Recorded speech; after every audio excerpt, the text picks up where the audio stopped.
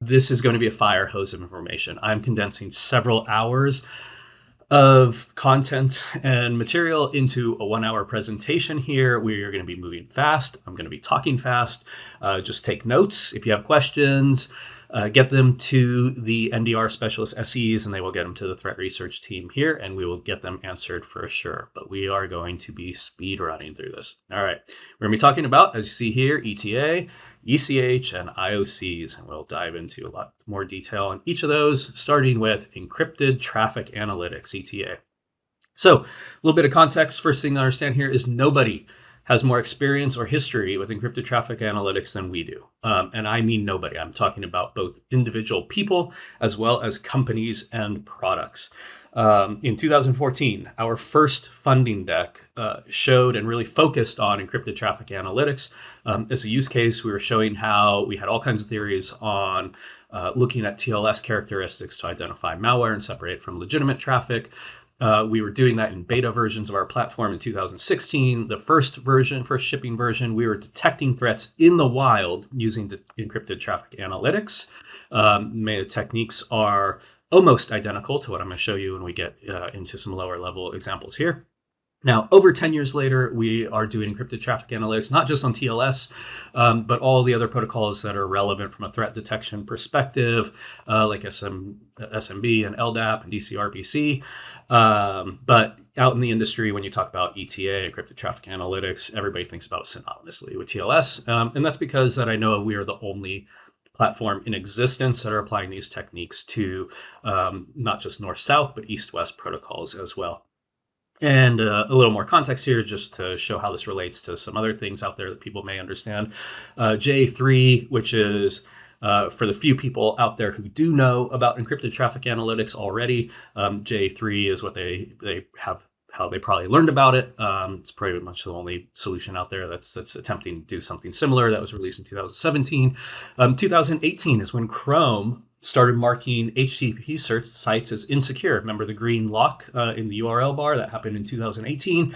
And that initiated the transition across the entire internet. The whole internet went from, we saw in the entire life of Awake, about 30% of enterprise traffic was encrypted, TLS, and within 2 years, it went up to about 80%. That was because of Chrome in introducing the green lock, telling users that HTTP was insecure. We're actually going to talk about that in a little more detail about halfway through this whole presentation.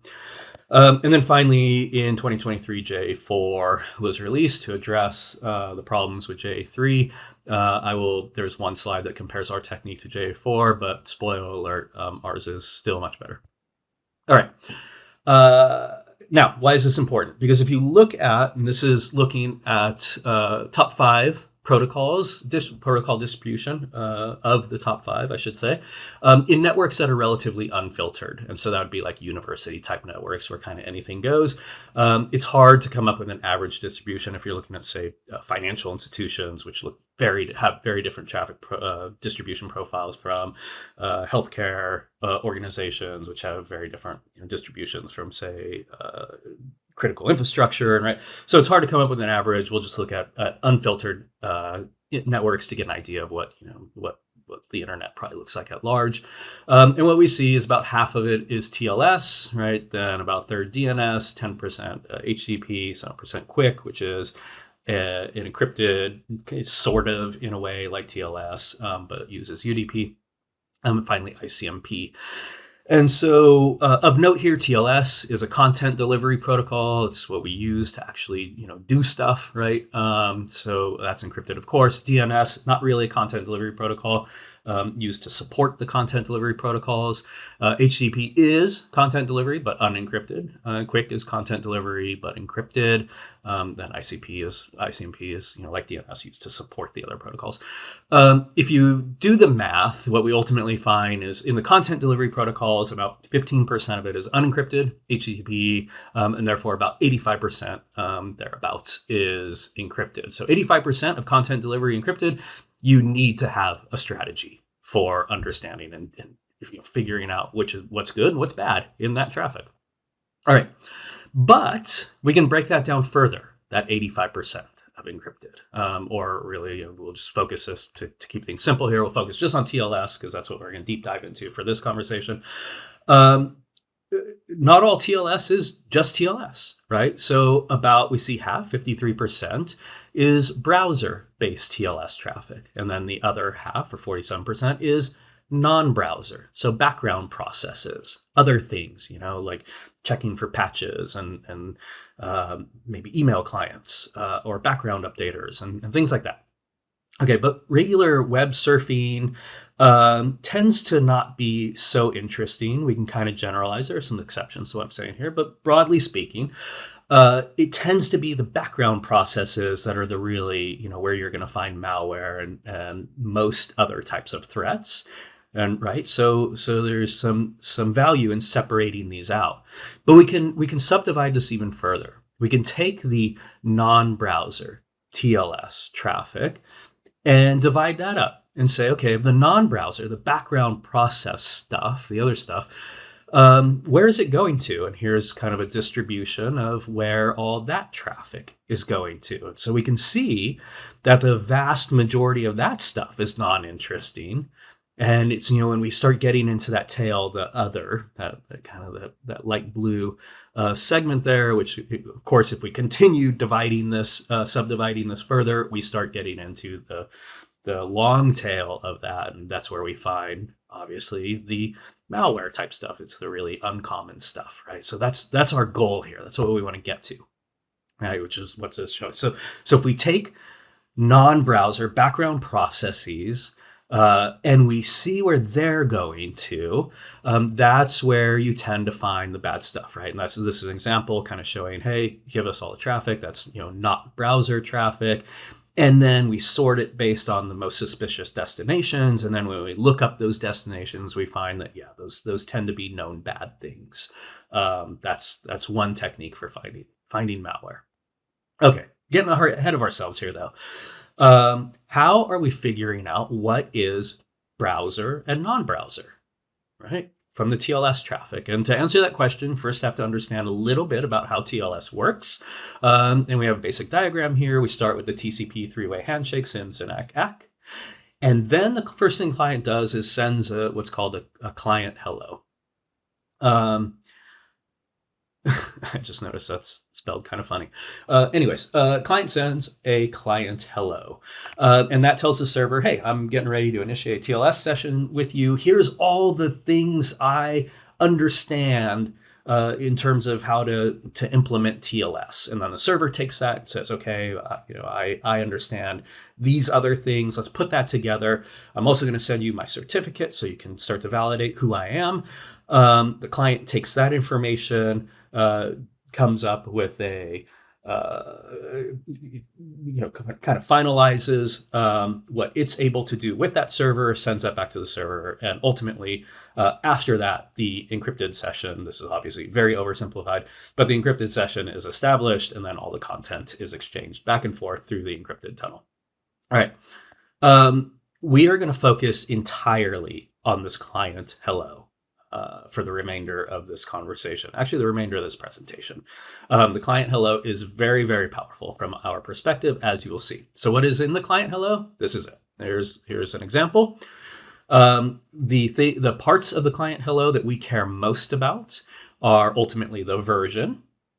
Different versions support different extensions and kind of tell us different things about the client as well. We care about the cipher suites, the list of ciphers that the client understands. So we see there are 16 here. In a lot of cases, it's not just the list of ciphers the client understands that's important to us. Also, the order that these appear in can tell us a lot about the client. And when I say client, by the way, I mean piece of software that is initiating that TLS session. Okay, this is important. I don't mean client as the computer itself, although actually that applies as well. But really what we're trying to understand is what is the actual software that's initiating this network session, right? And so that's what we're getting at here. This is why this information matters to us. What else matters? The list of extensions, the ordering of that list, what extensions are present, in certain cases, what extensions are not present. And as you also see as just an example in here, these extensions themselves can contain a lot of information and even contain lists. This particular one has a list of 6 algorithms. All of this information we could put together and start to answer questions like, well, what is the client? What is the software that initiated this particular network session? All right. So here's some examples to kind of paint this picture a little more for you. Here's Edge versus, so Microsoft Edge browser versus PowerShell going to the same website. If you compare cipher suites, Edge has 16, PowerShell has 20. So different cipher suites. For real estate, I couldn't expand the list, but we get different cipher suites inside. You see different extensions. Edge supports many more extensions than PowerShell does, much fewer, and there's actually different extensions. And so you can kind of get an idea here how we're able to start fingerprinting software based on the information that we see here in this client hello. Excuse me. So comparing PowerShell to wget to Chrome.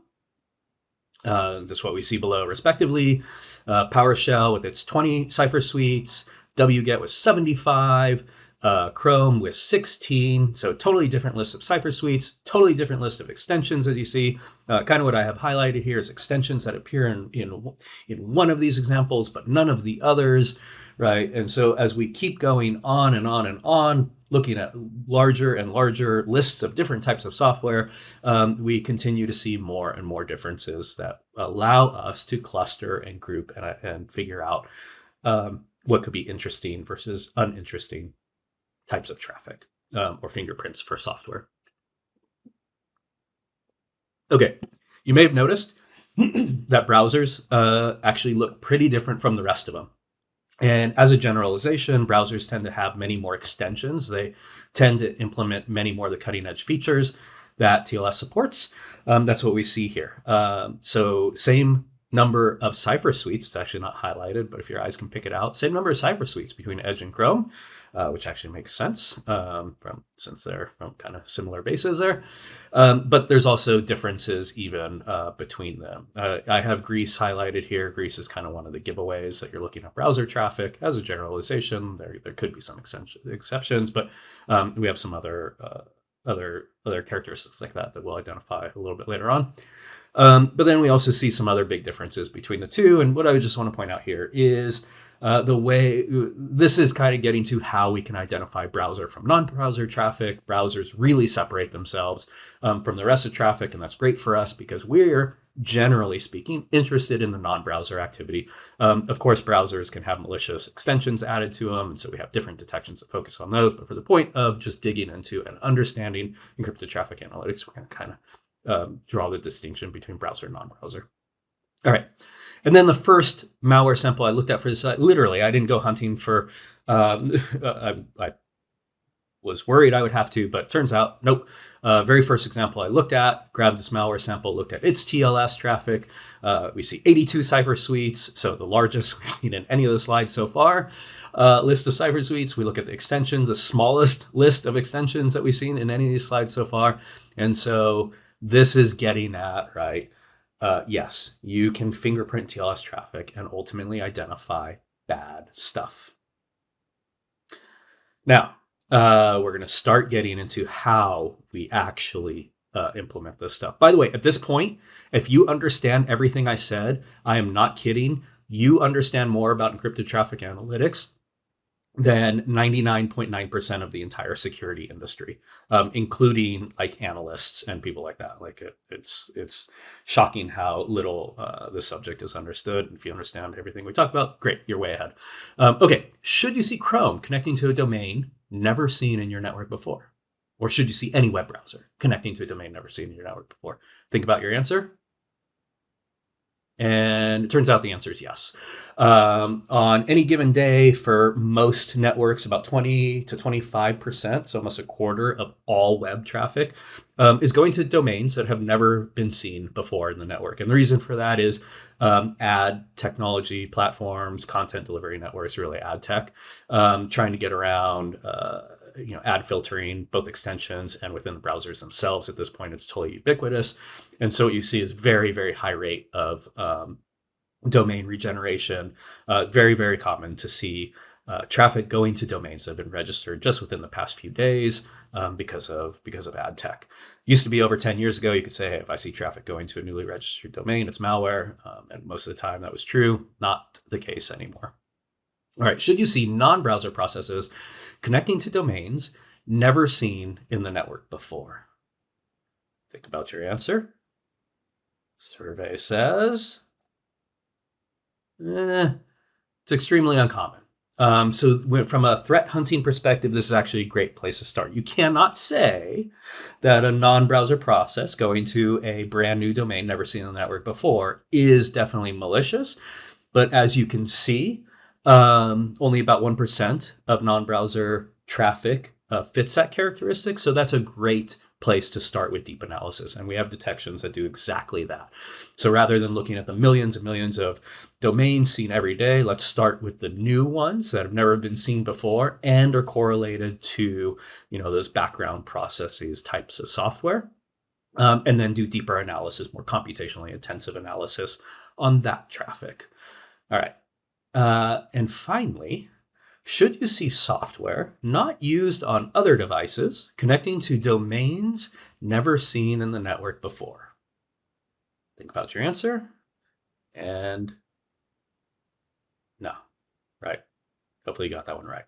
But maybe you're scratching your head about this one a little bit. Software not used on other devices. We are a network traffic analytics platform.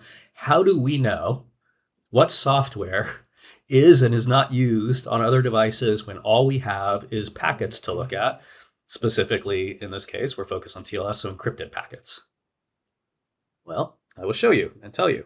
I'm going to show you exactly how we do it.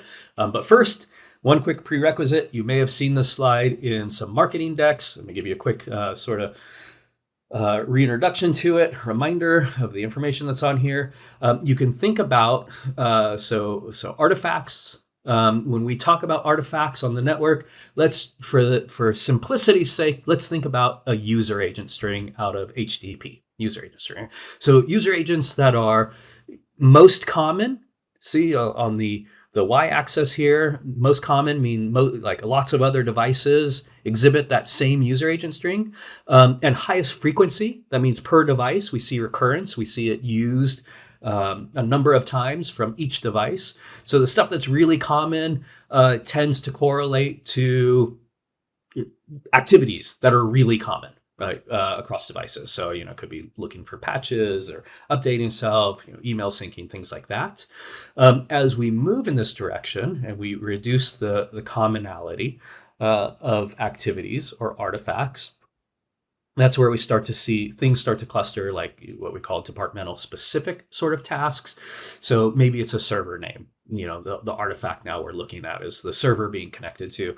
And you'll tend to see people in IT might connect to servers that people in HR do not, and vice versa, right? So these are the departmental specific clusters in artifacts. As we continue moving out, we start getting into work group specific artifacts. So you could think about, in IT, you have security, you have support, you have applications, you have infrastructure, and all those different groups or work groups tend to use resources that the others don't. And so the people accessing those resources tend to cluster, their artifacts tend to cluster within specific work groups. And finally, we ultimately get down here to this red zone, where we get varying degrees of frequency depending on the type of activity we're looking at, but is relatively uncommon. Small numbers of devices doing those things. As it says here, not everything down here is bad, but the inverse is true. If there's something malicious going on, it will be down there. Almost every time, with very, very few exceptions. So this is the stuff that we're really, really interested in, that we really want to focus on deep analysis of. And I just want to call it out. Anytime you hear somebody talk about characteristic artifacts in the Arista NDR, this is what we're talking about. This stuff down here. Characteristic artifacts are a super important concept for us. And we're going to look at that. I'm going to show you exactly how we use that programmatically in threat detection. Not on this slide, maybe the next one. So ultimately, we looked at remember this was from one of our earlier slides I was talking about. We're looking at a TLS packet here. We extract out a bunch of information from it. We actually have a proprietary method for translating all of this into a software fingerprint, ultimately, right? And so we take that fingerprint. Okay. Well, maybe next couple slides. And so, hey, J3, J4, they actually do, they do same idea. They're ultimately taking information out and turning it into a software fingerprint. I wish I had time to soapbox much more on both of them. Maybe that'll be a later presentation. I don't here, but just suffice it to say that we use much more information out of these packets, and more information means that we have more accurate fingerprints, more accurate application identification than even J4 does, as you see here. And here is finally getting into, this is an actual detection. It's an abridged version. I cut some stuff out just to make it easier to look at and understand what's going on here and talk through. And so let's do that. Let's understand exactly what's happening here. So we'll start with line 10. Okay. We're going to jump down here, and then we're going to go through everything here. But we're going to start with line 10, which has this model filter characteristic activities. You remember what characteristic activities are, right? The little chart we were looking at, the red zone at the bottom. We're saying, give us all the network traffic that has some artifact that's a characteristic activity in there, right? That's not really common in my enterprise network, that is seen recurrently from some given host. Give me all that traffic. Well, what of the traffic do we want? That's what we see here in line 12. We want the traffic that has ultimately a TLS handshake that has a characteristic fingerprint. Exactly like I was telling you, take the information out, make a fingerprint. All right, I don't know what the fingerprint's going to be. I don't care what the fingerprint is. I don't know anything about it. All I know is that fingerprint is associated with software that very few and possibly no other devices in the enterprise is running, and has some tiny, even in a minuscule amount of recurrence, once a day maybe, right? Or whatever it might be, right? A couple times a week. I want to see that. Give me that traffic.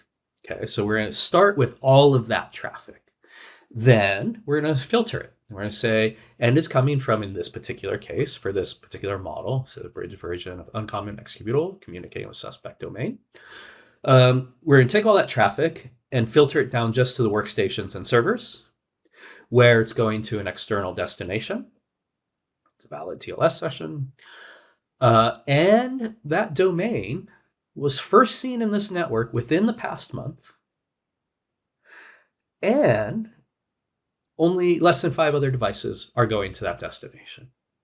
And so you can imagine now how what I just described here is a very, very generic definition of what I call lowest common denominator for malware. Does all malware do this? No, not necessarily. Does a lot?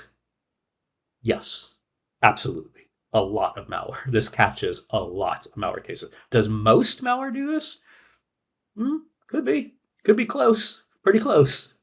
So this is what I call generic definition. Very, very hard to subvert.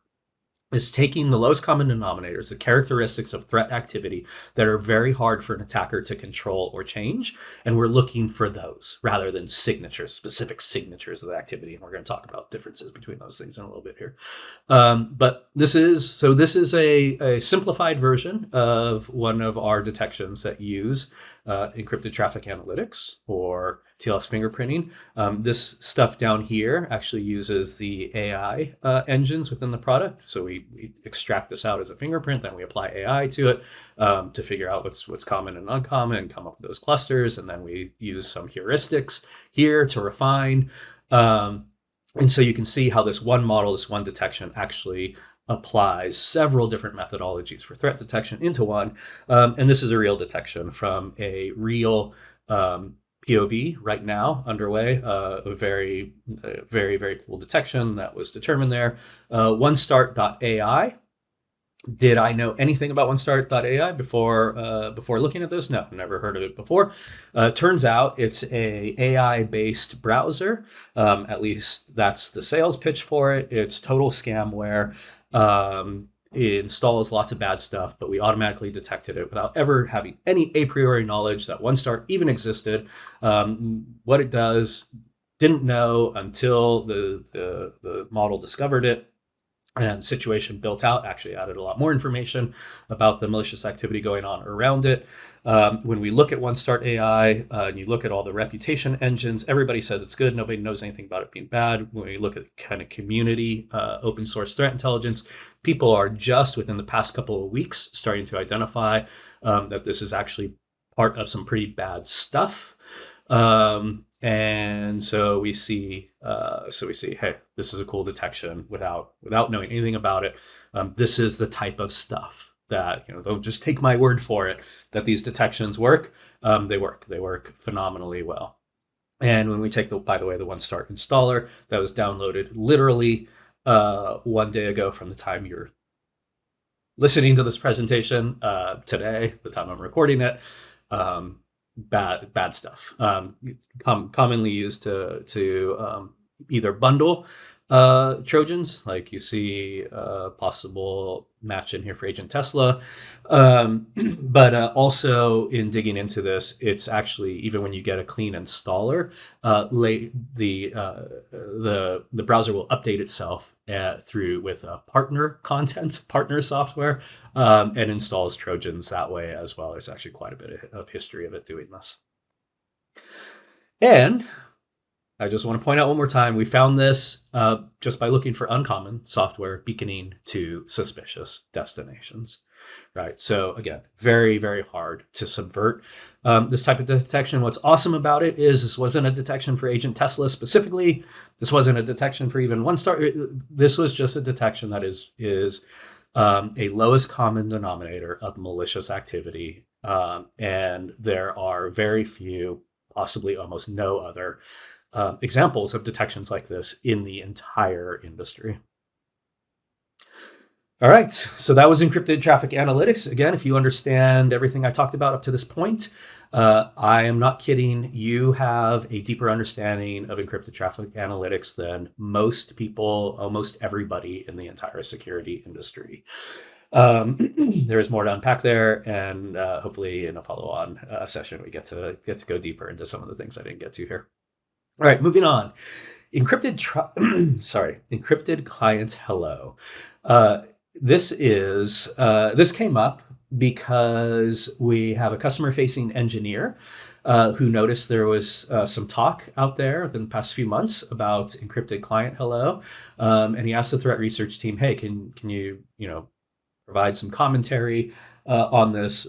Is this going to ruin our ability to do threat detection? Is this a threat to us, to our platform? We should be ready, if customers ask about it." And so that's what you're getting ready to see here, is the answer to that question. This is really from a presentation that I gave internally a threat research team just a couple months ago. So what is Encrypted Client Hello, and how does it affect us? Actually, we're going to go through all these questions right now and quickly. What is ECH? Why do people think it will negatively impact threat detection? How does ECH work? How is it different from normal TLS? Who thought ECH is a good idea, and why? Why is it a good idea? Is ECH a bad idea? Who does ECH benefit? Is it on networks today, and how common is it? How long will it take before ECH adoption is very prevalent? And how much of our threat detection will be impacted by it? What is ECH? All right, ECH is an update to TLS 1.3 to encrypt the SNI and ALPN. So the SNI is the server name information, which you see right here. Server name equals Las Vegas HTTP proxy. There was more, I just got cut off here. But that's the server name, tells you the name of the server that the client is connecting to. And ALPN, application layer protocol negotiation. Now, if you talk to anybody who even knows the term ECH exists to begin with, first of all, they probably think it's the whole client hello is encrypted. Here's the client hello. This whole thing is client hello. Most people mistakenly think, most people who even know this term exists, think the whole client is encrypted. No, the whole client hello is not encrypted. It's the server name and the ALPN. In fact, people who know it's not the whole client hello, that's only part of a couple extensions, really most people think it's just a server name. They don't even realize the ALPN is part of it. And we're just going to focus our conversation on the server name for a reason you'll see here in a moment. So really just understand encrypted client hello means encrypted server name. All right. Why do people think ECH will negatively impact threat detection? Because every security product that does anything with TLS traffic, every single one of them, and you saw in the previous section, this doesn't apply to us very much. And I'll kind of show you, like, do we use the SNI? Sure. If it's available, yeah, we'll use it. Do we rely on it? No, not at all whatsoever. We do not rely on it. We use much more information than the server name, SNI. But every other product out there, that's not true. Every other product out there uses SNI pretty much exclusively to make decisions about the legitimacy or maliciousness of traffic. Is this a legitimate server or is this a potentially malicious server? And in theory, if that goes away, that's going to break every network security solution that does anything with TLS traffic whatsoever. Okay, how does ECH work? Here's where you start getting the meat and potatoes of things. Little diagram here. ECH actually starts with a DNS request, preferably and hopefully DNS over HTTPS. So this is, you'll see basically a TLS, regular TLS session. And inside the TLS is the DNS request and response. So it's encrypted, so you can't see it. Now, if DOH is not available, then it's just a regular unencrypted DNS request, and the reply comes back, and the reply, the PC, the client says, I want to connect to domain xyz.com. And DNS server comes back and says, okay, xyz.com is at this IP, but also has this ECH config, and here's the public key for it. Then the client can establish an ECH TLS request to the server, the real server. Everything is the same, except there's this added inner hello. And as you'll see in just a minute, the server name, the encrypted SNI, is inside this inner hello. Server responds back, regular TLS hello, and then comes back with an encrypted cert and the encrypted ECH hello, and then regular TLS session, encrypted session set up. So that's how ECH works. DNS is more or less a required part of it. There's some cases where it can get around, but for all intents and purposes, DNS required. And when if it's not there, it's really almost defeating the purpose of ECH. So DNS request, then we get a handshake with a little modification to it. Well, exactly what is that modification? Let's look at it. Rubber hits the road here. This is an ECH request. It looks the exact same as what you're used to seeing, right? What you saw in all these previous slides. We have all the cipher suites, 16. Little trivia, 16. What has 16? Browsers, right? You remember seeing that in all our examples of, Edge, Chrome, Firefox does a little different, but all the Chrome-based ones, you currently see 16 cipher suites. We have a whole bunch of extensions that you recognize from all those other previous slides. You even see down here, server name. We're connecting cloudflareech.com, unencrypted. But inside this encrypted client hello, here's the extension, here's all the information, here's the parts, the fields that are contained within that extension, and then we have an encrypted payload. Inside that encrypted payload somewhere is the real server that's being connected to, that's behind cloudflareech.com. That's it. This is the ECH packet. This is exactly how ECH works. This is it. All the hubbub is about that. All right. Who thought ECH is a good idea and why? If you Google ECH or encrypted client hello or anything about this protocol, all the top results will be Cloudflare, because you can almost say this is a Cloudflare protocol. Is it an RFC? Yes, it's an RFC. If you do some research on the RFC authors, you will see that most of them work for Cloudflare or have history of working for Cloudflare. This is a Cloudflare protocol. Now, why does Cloudflare think this is so important? The reason they give, and there's not too many, the main one that they reference again and again and again is that, well, you could have an evil ISP who's looking at your traffic and seeing what servers you go to. So we need to hide that. That's it. That's the reasoning. We're going to talk about this a little more in just a second here, but that's the reasoning. So who thought this is Cloudflare? This is a Cloudflare protocol. And the reasoning for it is a little shaky. But okay, fine. Is ECH a bad idea? Well, if you want to break all solutions that are designed to protect children from drug markets, suicide guides, self-harm guides, hate, extremist content, pornography, social media, hey, we might want to protect some adults from social media. But anyways, if you want to protect any solution that schools or any other institution uses to try to protect its users from bad stuff, they break.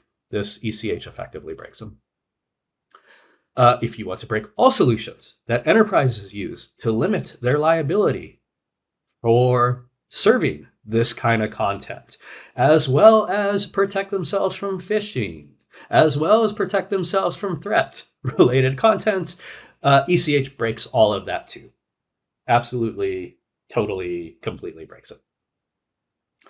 Reference this a little bit later, but if you want to increase likelihood of non-compliance fines for GDPR, then ECH is a fantastic idea.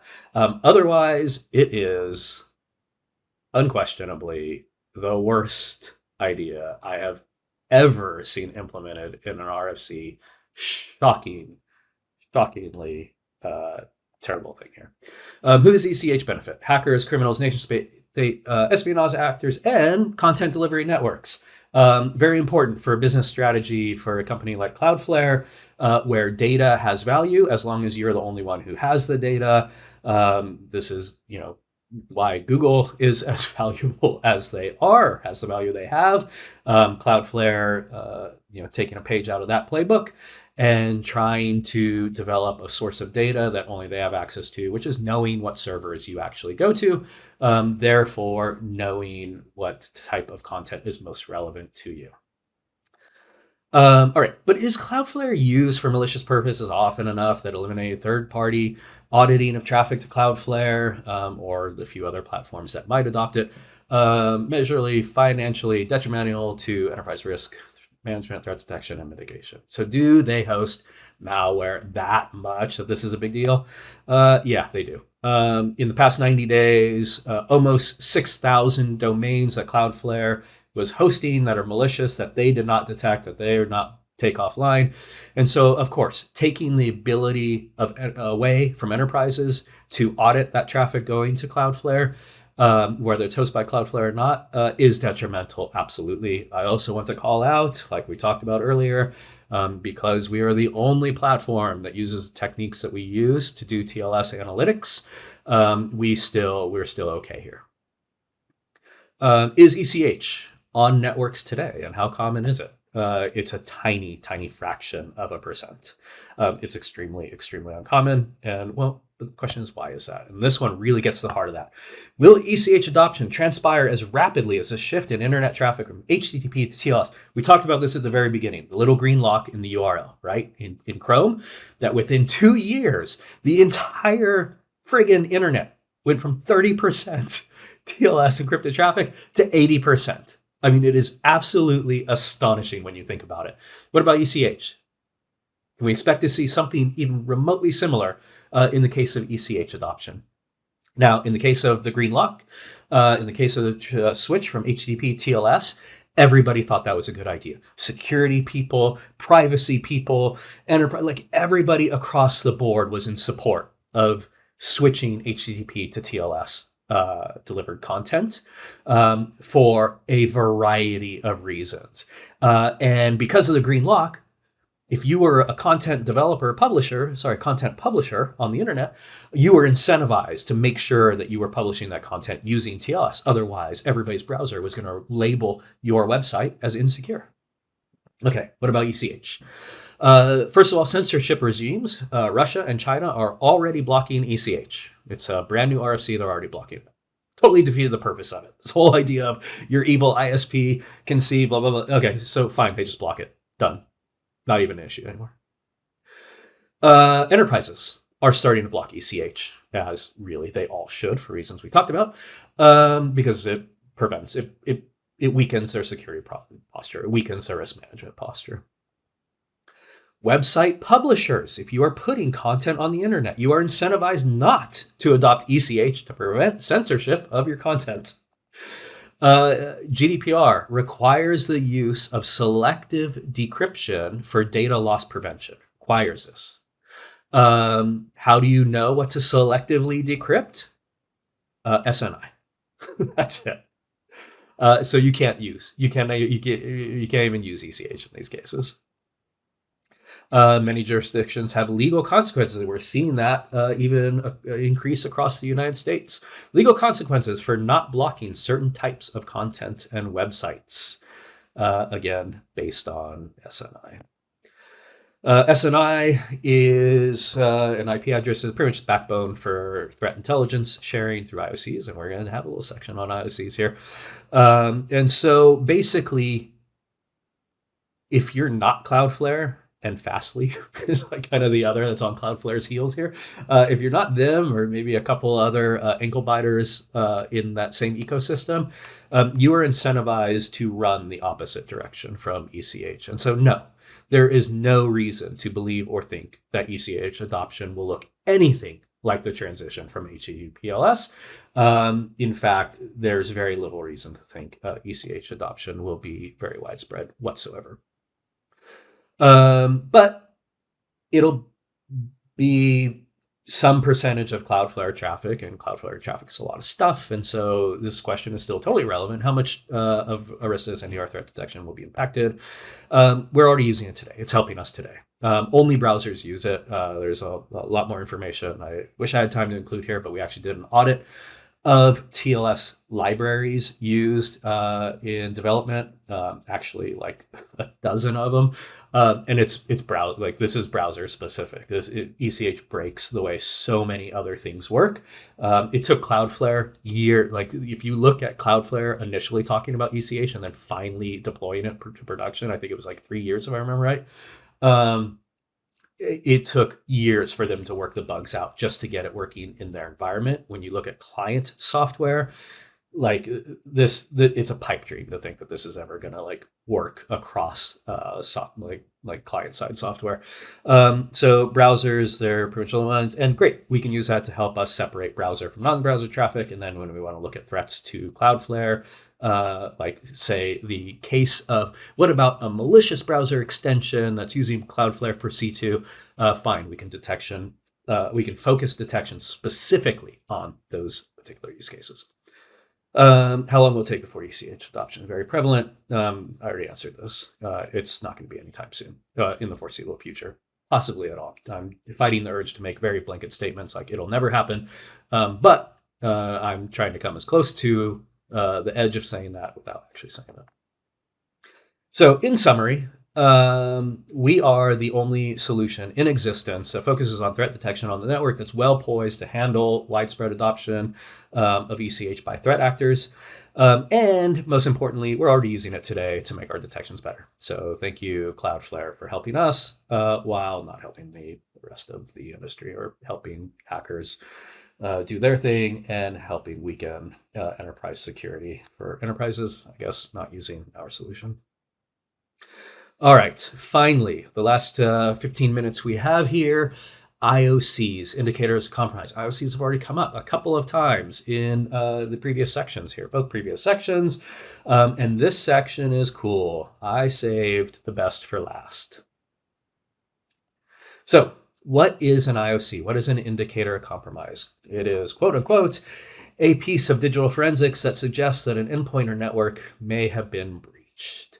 IoCs are basically in the industry synonymous with file name, MD5 hash of a file, an IP address, and domain name. Like literally anytime anybody uses the word IoC in conversation, they probably mean one or all of these things. Now, that definition above seems to indicate it is a lot more generic than that, and the intention is for it to be a lot more generic than that.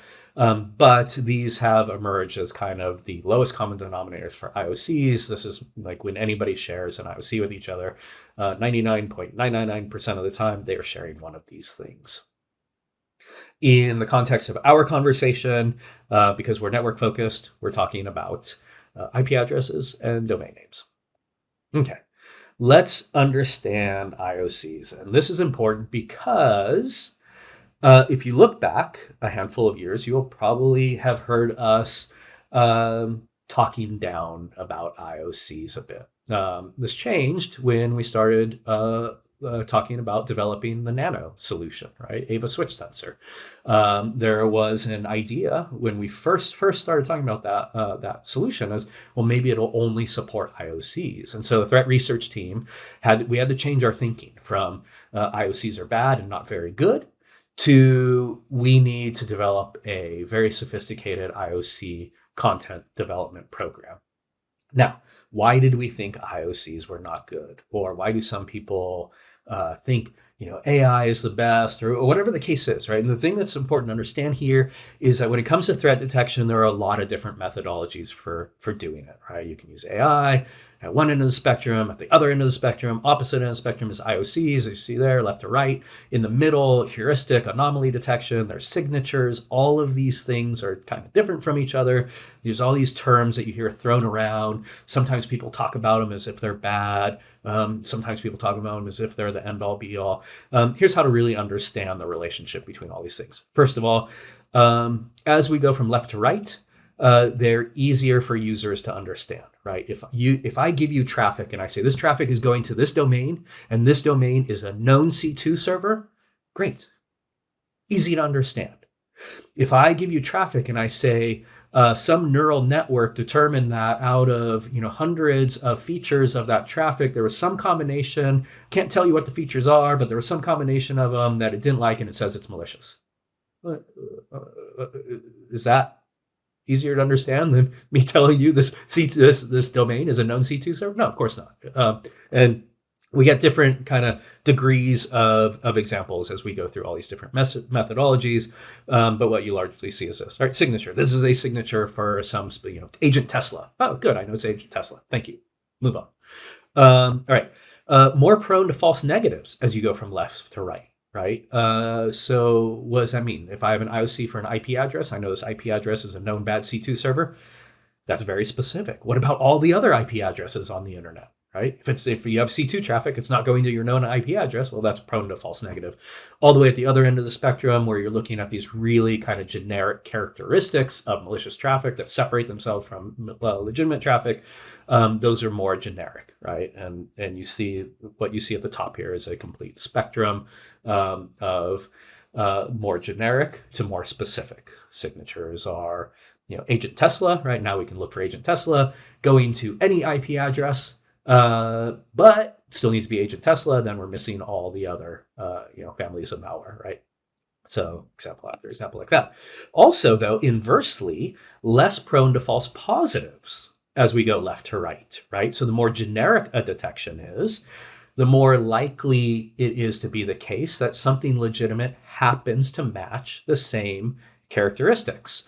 As we go further to the right, where I say this domain is used for malicious purposes and only malicious purposes, and you see traffic to it, that's almost all the time it's malicious. There didn't happen to be some legitimate, activity that happened to point to that domain, right? Because obviously it wouldn't work. It doesn't work like that. More volatile, so needs more frequent updating. If you're looking for very generic characteristics of threat activity, great. Then as that threat activity evolves, you're probably going to continue catching it because the generic characteristics are the things that are harder for an attacker to control. If I am hosting, some malware server on some domain, and then I change it to another domain, well, you need to keep updating that, right, at the other end of the spectrum. And as we progress left to right or right to left on that spectrum, we see varying degrees of the need to update frequently. And finally, from this ultimately dictates what your solution that you're developing is able to do or not do, the computational resources required, right? Obviously, running neural networks is much more computationally intensive than saying, hey, domain equals xyz.com, good or bad. So, okay. All right. Important to understand, because the reality is none of these are necessarily better than the others. All right. Big secret. You'll never hear this in any of the marketing pitches anywhere from any vendor, but AI has its advantages. It has its strong disadvantages too. IoCs have their advantages, have their strong disadvantages too. And you can apply that to every single thing you see in here: heuristics, anomaly detection, signatures, on down the line. All of them have advantages, disadvantages. You need to use them all, put them all together. And that I am aware of, we are the only platform that puts them all together, really fully puts them all together in the way we do. I showed you a threat detection model earlier. We have not seen another NDR, another network detection platform of any type that is able to implement such a sophisticated level of heuristics, ML, AI, anomalies, signatures, IOCs, all in the same threat detection model. And you got to see that earlier. All right.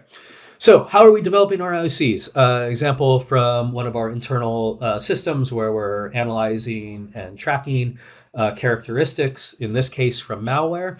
Malware detonations, that's where we take known malware and look at the characteristics it exhibits when detonated in a virtual environment. We are currently extracting and processing around 15,000 artifacts from malware detonations per day. So, again, looking at characteristics, looking at servers it connects to, developing lists of, known bad from there. Also looking at a lot of other, obviously 15,000, looking at a lot of other characteristics of the malware to make sure that our detections, not just our IOC detections, but other detections, will catch that activity and similar types of activity. That's what you see here.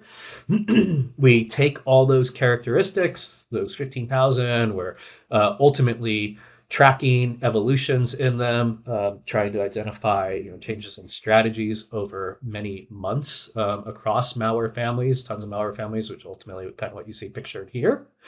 And again, the goal is to make sure that our detections don't need to be updated, that they work and they continue to work. Because if they work across all this known bad stuff, then in theory, and we see this a lot, they should work and continue to work across the not known bad stuff that we're not seeing emerge in charts like these. All right. In addition, and totally separate from the malware detonations, we developed over the past year, and it's actually been a little more than a year now, we've developed a program where we are tracking, scanning, probing anywhere from about 10,000 to 20,000 live malicious C2 servers per day. Actually, these numbers could be much higher or a little bit lower, depending on which lists of sources we're using to aggregate and detect and identify these C2 servers that are out in the wild. But we have developed a number of techniques that only we have and we know. I'll tell you a little bit more about that, the justification for making that statement here in a minute.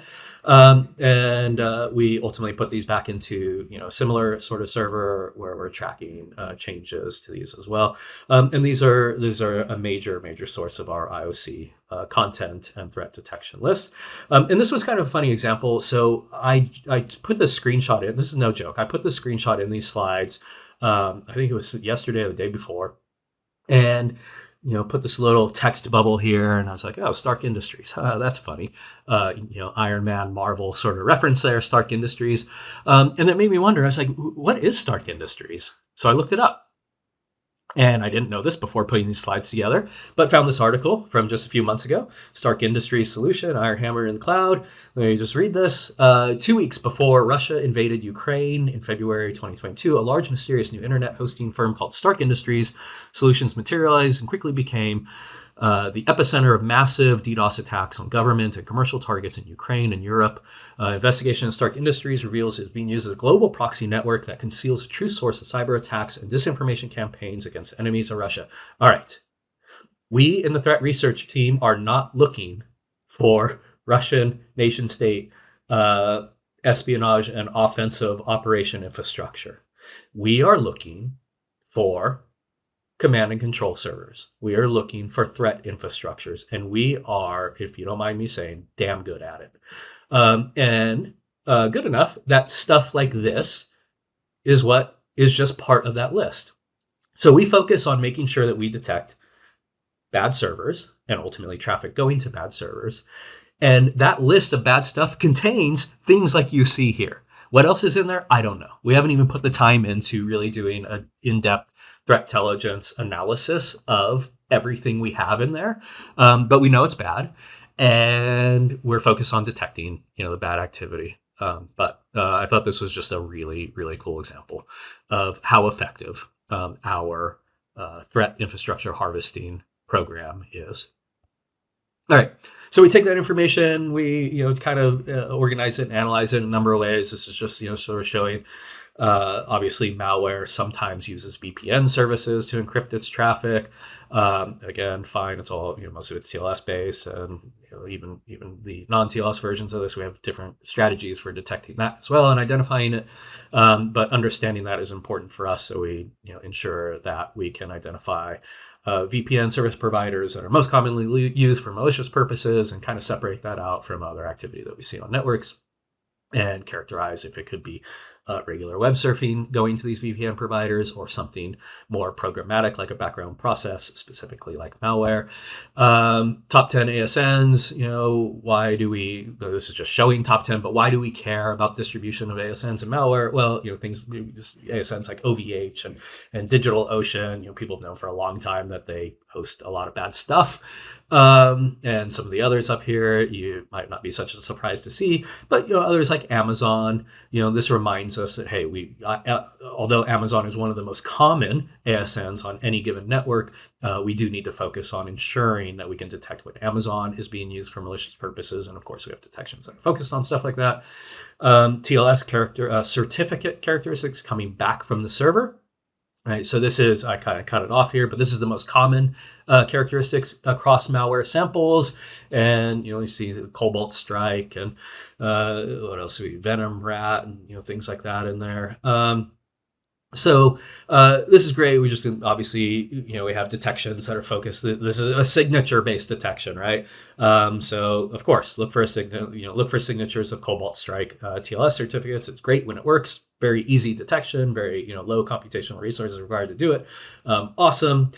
But this is actually really interesting. The tail of this is really interesting. What happens when we take traffic that we know is malicious, that's coming from, we know what the malware is specifically that's being used, but the certificate characteristics are very custom, very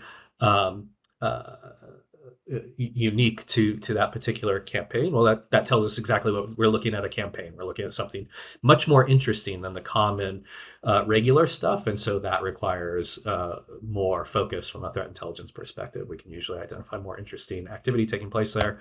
You can do the same with serial numbers. I'm looking at the time. We're running out of time here. And let me just give you a couple live examples. So these are detections from our IoCs.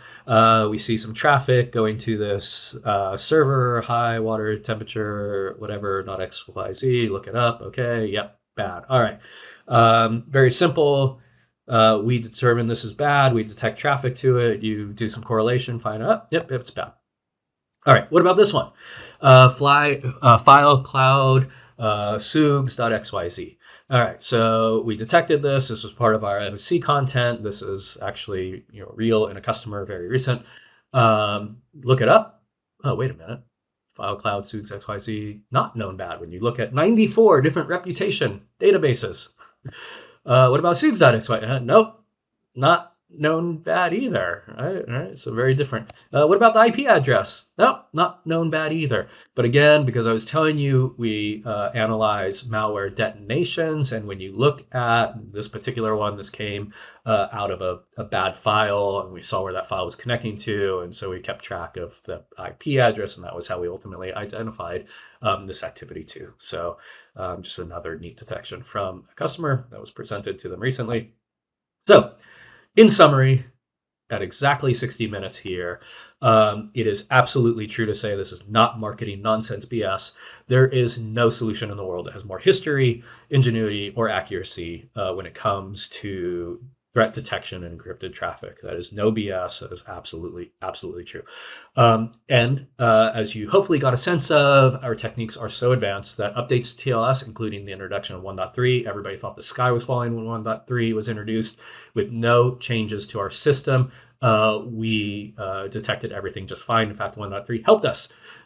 ECH, same thing, right? ECH just gives us more information that we can use in the handshake. And we do, and we are utilizing it today. And finally, as you hopefully start to gather from the IOC, I didn't even, last little part, our threat research team and their detection content, possibly the most sophisticated across all known network-focused security companies. We actually did a test. We have, Arista has partnerships with many of these companies, so I won't name any names, but think of the best you can think of when it comes to network threat detection or network threat prevention. Whether they're doing it through zero trust architectures, whether they're doing it through firewalls, whether they're doing it through reputation.